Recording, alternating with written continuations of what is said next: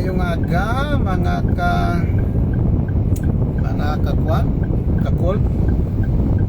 Isa na ang topic kasubong nagpakalbo ko against corruption sa DPWH. 100 billion ang gintaban nila sa kaban sang gobyerno. Okay? For rally, gapanawagan ako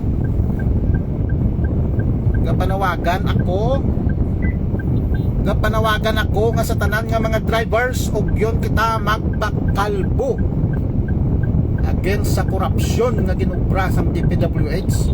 100 billion ang gintaban. Okay? Lang.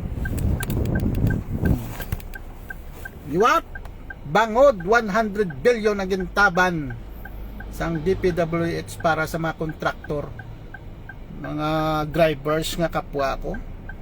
Magpakalbo kita tanan. Ang gusto lang magpakalbo, pakalbo na.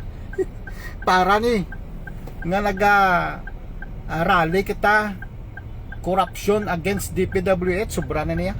Diga pangabudlay kita diya biyahe taxi, gamay lang ganansya ta. Tapos sila ilaya, mabakal lang sang luxury car, kag mansyon. Oh, sige. Og diyon kita, pakalbo kita tanan, no? Nagpakalbo na ko. Nagakalbo ng ulo ko sa kabudlay sang pagbiyahe sang taxi. Gatinguha man kita. Pero anong ubra sang gobyerno aton, kurakot dito, kurakot dire. So pakalbo ta, pakalbo!